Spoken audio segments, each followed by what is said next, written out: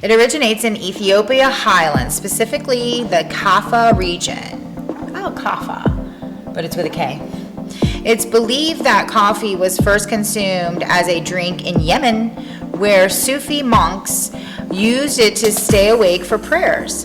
A popular legend involves a goat herder named Kaldi who noticed his goats were particularly energetic after eating certain berries, which he then discovered were coffee beans. Welcome to Food Farmacy, where we assess food as medicine. I'm your host, Sarah Sloan, certified NTP, and this is my charming and funny co-host, Uncertified Brian Adams. This show is sponsored by localfooddirect.com, where you can finally find quality local farm products that ship for free direct from the farm to your door. If you're a farmer or a producer of quality local products in the U.S. that would meet the localfooddirect.com standard, go to localfooddirect.com. Join the local food revolution. Sign up now during the launch special and receive 2 months free. Let's get back to our roots and all have access to quality local foods again, like our ancestors did. Use the code FOODPharmacy and receive an extra month free. That's right, 3 months free when you use the code FOODPharmacy. That's 2 F's, as in food and farm. Go to localfooddirect.com. The topic to assess, coffee. Is it good? Or is it bad? Let's get into it. Let's talk about the history of coffee. It originates in Ethiopia highlands, specifically the Kaffa region. Oh, Kaffa, but it's with a K. It's believed that coffee was first consumed as a drink in Yemen, where Sufi monks used it to stay awake for prayers. From there, coffee spread to the Middle East and eventually to Europe and the Americas. The early origins, coffee's roots are traced back to Kaffa region, Ethiopia, where wild coffee plants thrived. A popular legend involves a goat herder named Kaldi who noticed his goats were particularly energetic after eating certain berries, which he then discovered were coffee beans. The Yemen roll, coffee was taken from Ethiopia to Yemen, where Sufi monks began brewing it as a drink and using it to enhance their mystical experience and stay awake during nighttime prayers. They also began roasting and grinding the beans as a practice that became common in the Arab world. The European introduction to the 16th and 17th centuries, coffee was introduced into Europe countries where it quickly gained popularity. Global expansion, the expansion of Europe empires led to the introduction of the coffee to the Americas and Indonesia in the 17th and 18th century. By the 17th century, coffee production shifted to Central and South America, with Brazil becoming the world's leading producer. Today, coffee is a globally consumed beverage, and its production continues to play a significant role in the global trade and economies. So that's a little bit about the history. Began in Ethiopia, spread throughout Yemen, made it to Europe, and made it to Americas. So what are the facts about coffee? We talked a little bit about the history. Let's get into the facts. A discovery was reportedly discovered we know about Ethiopia, the goat herder. That's reportedly. So it is the second most traded commodity after oil. Ancient uses, coffee was initially consumed in religious contexts and even chewed rather than brewed in some cultures. The cultural impact. Coffee houses were once popular gathering places for artists, writers, and intellectuals. Brazil is the world's leading producer of coffee, particularly Arabica beans. Okay, so coffee's composition and characteristics. Coffee is not a bean, okay? Coffee beans are actually the seeds of a cherry-like fruit. Types. There are 2 main species of coffee, Arabica and Robusta. Caffeine content. Light roast coffee can have slightly more caffeine than dark roast coffee. Why do you think that is? Probably because they roasted the beans longer than the light beans. So they got cooked a little more. The darker beans got more melanin.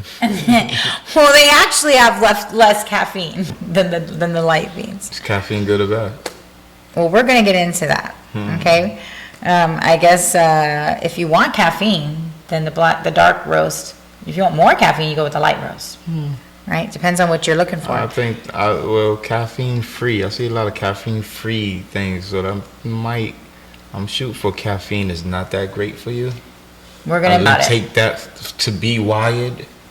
We're gonna get into that. Yeah. We're gonna get into that. So it sounds Okay, like, so- sound like the darker beans is more healthy. Taste and aroma. Coffee contains around 1,000 chemicals that contribute to its flavor. Woo! That's interesting. 1,000 chemicals. Okay. Contributes to its flavor. Yeah. Taste and aroma. Coffee contains around 1,000 chemicals that contribute to its flavor. That's why there's so many different like smells and aromas and different types of coffees, and albeit they kind of could all that smell be? like coffee, but if you're a coffee connoisseur, you can really smell the difference in. I think I'm leaning more to it's not a good thing. Yeah, he just wants to get to the No, to the because I could just punchline. imagine like if it has that many things in it. No, 1,000. That actually means it just has a lot of components to it. It's a very Right. complex bean Right. or seed. All right. So a little bit of the last kind of facts about coffee, and then we'll get into what are the symptoms, right, from coffee. Okay. And so potential benefits, coffee has been linked to various health benefits, including reduced risk of type 2 diabetes and certain neurological diseases. Mood and cognitive function. Coffee can improve mood and boost brain power due to its caffeine content. Stimulant. Coffee is a psychostimulant, meaning it can increase alertness and energy levels. Other interesting facts. Coffee and animals. The world's most expensive coffee is made from beans that have been eaten and excreted by certain animals such as civets. Coffee in space. Astronauts can enjoy coffee in space. Coffee and creativity. Coffee shops are often seen as a place that boosts creativity and inspiration. Coffee's impact. Coffee has fueled historical revolutions and has been banned in some places due to its stimulating effects. Interesting, right? So that's the facts about coffee, but let's get into the symptoms, okay? What are the symptoms? Coffee contains caffeine. As we know, it's a stimulant that can have various effects on the body. The symptoms of coffee consumption can vary depending on the amount of consumed, individual sensitivity, and other factors. Common symptoms, okay, would be increased alertness and energy, improved mood and focus, reduced fatigue, increased heart rate and blood pressure, tremors, restlessness, anxiety, insomnia, frequent urination, diarrhea, and constipation. Less common symptoms are headache, nausea, vomiting, allergic reactions such as hives and swelling, agitation, confusion, seizures in extreme cases, right? And that, I think you should just know if you're taking medications, you would need to know whether caffeine is an antagonistic to your medication, and that you can find out from your doctor. Right. You can even find it out online when you look up your prescription. Pregnant and breastfeeding women should consult, obviously, for consuming coffee. Excessive caffeine consumption can lead to caffeine overdose and serious health consequences. Okay, so those are the symptoms of coffee. So you can see, what did you get out of that from the symptoms? Did you get more confused or did you get a clear picture? Still trying to. More confused, right? Because the symptoms are good and bad. And so what is the consensus to that? Right. What is my recommendation to that? So as an NTP, I will tell you that going to school, it was about a 50-50 vote in our class. And I would guess it's probably still that same way. And our class was people from all over the world, not just Americans. And we voted on coffee and caffeine and whether or not as NTPs we felt like it was a benefit or whether it was antagonistic and to advise our clients not to drink coffee. And it was a 50-50 split. Where I was in this pendulum, do you want to know? I was on the pendulum of it's good in moderation. I did not want to say to a client to cut coffee out. Why? Because everyone has bio-individual needs, right? And so you would really need to look at a person and assess them and understand whether or not they're allergic to coffee, what are their symptoms to coffee, because obviously if you have some severe symptoms that you know are related to coffee, you probably shouldn't drink the coffee, right? We have bio-individual needs, and your body is telling you that your bio-individual need is that caffeine is not good for you, or at least coffee, right? It may not even be caffeine, it could just be the coffee. Because caffeine is in tea, and there's many teas with caffeine, does that mean that you need to cut out all the teas as well? And, one way to find that out is you can test yourself for your allergies. You can get blood work done. You can go to 5 strands. You can, test yourself for your allergies to find out if you do have a severe reaction that you're finding from coffee, then absolutely. But on the other end of the spectrum, for all of those coffee lovers out there, right? For all of those people that say, I will never stop drinking coffee. Well, I say to you, consider moderation. Everything in moderation, and great things in moderation, right? We know it gives us great energy. We know it does all of those things. But if we take too much of it, it could give us anxiety. It could make us have tremors. And we all know we've probably experienced that having a couple too many glasses of coffee, right?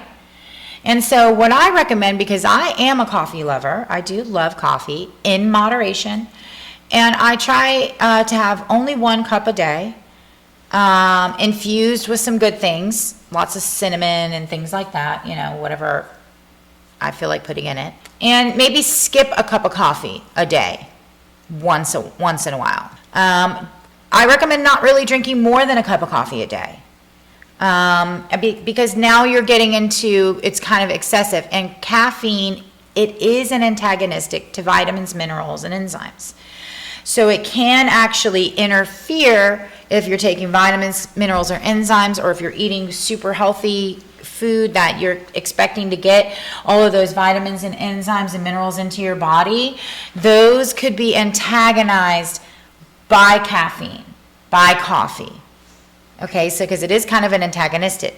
However, it can also be stimulated in moderation. That's my recommendation, is to just, if you love coffee and it doesn't, you seem to not have any kind of reactions in a negative way, I say by all means, have your coffee, brush your teeth afterwards, and have 1 cup a day. Get that coffee breath out of there. What do you think, Brian? Brian doesn't really drink a lot of coffee, right? And some people don't really drink a lot of coffee, and so... Coffee drinker, but not a lot. Right, and so those folks are not, you guys are good, some people need to have coffee throughout the day, and and some people are good with just a cup a day, but this information is for all of us out there, whether you like coffee, you don't like coffee. Hopefully you get something out of this. Join us next, where we assess cinnamon. This show is sponsored by localfooddirect.com, where you can finally find quality local farm products that ship for free direct from the farm to your door. If you're a farmer or a producer of quality local products in the U.S. that would meet the localfooddirect.com standard, go to localfooddirect.com. Join the local food revolution. Sign up now during the launch special and receive 2 months free. Let's get back to our roots and all have access to quality local foods again, like our ancestors did. Use the code FOODPharmacy and receive an extra month free. That's right, 3 months free when you use the code FOODPharmacy. That's 2 F's, as in food and farm. Go to localfooddirect.com.